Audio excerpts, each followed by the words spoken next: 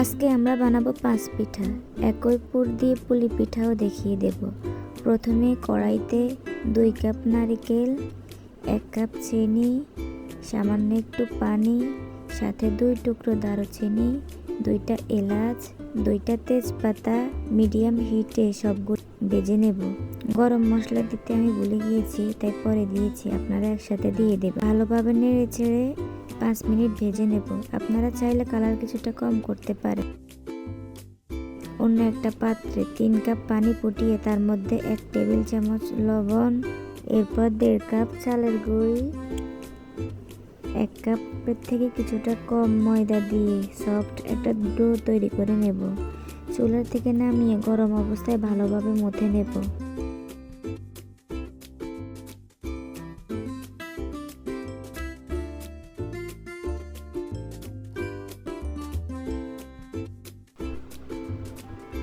ভালোভাবে মথে নেওয়া হয়ে গেলে একটা পাতলা রুটি বানিয়ে নেব।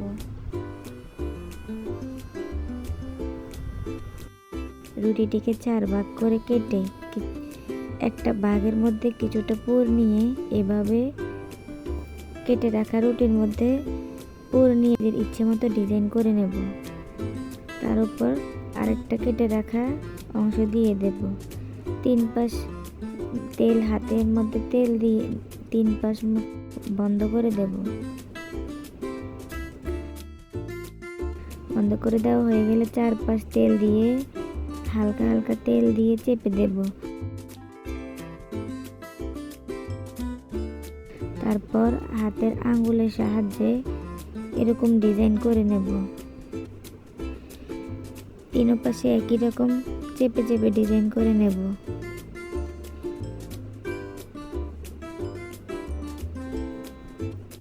আপনাদের কাছে কাটার থাকলে কাটার দিয়ে কেটে নেবেন, আমার কাছে ছিল না তাই ছুরি দিয়ে করলাম।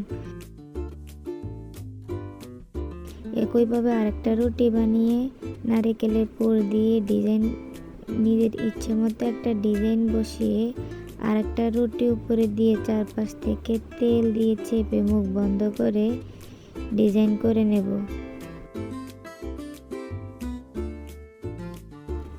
5 পিঠা বলা হয় মূলত 5টা ডিজাইনের জন্য। আপনারা আপনাদের ইচ্ছে মতো ডিজাইন তৈরি করে নিতে পারেন।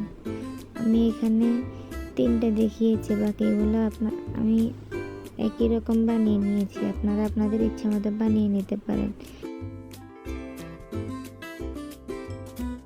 এই তো তৈরি হয়ে গেল আরেকটা ডিজাইন।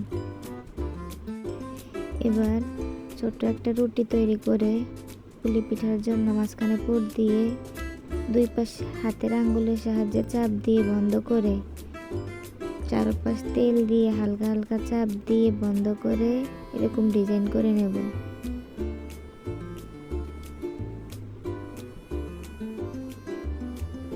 আপনারা দেখে বুঝতে পারছেন কিভাবে বানিয়েছি।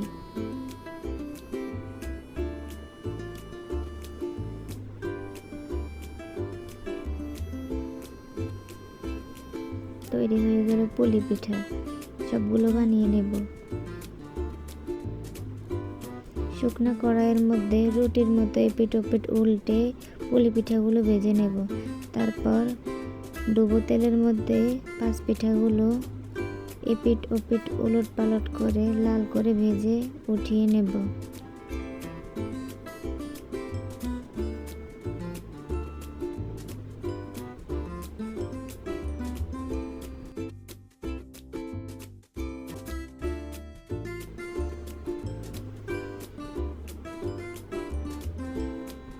বাকিগুলো আমি এভাবে ভেজে নেব।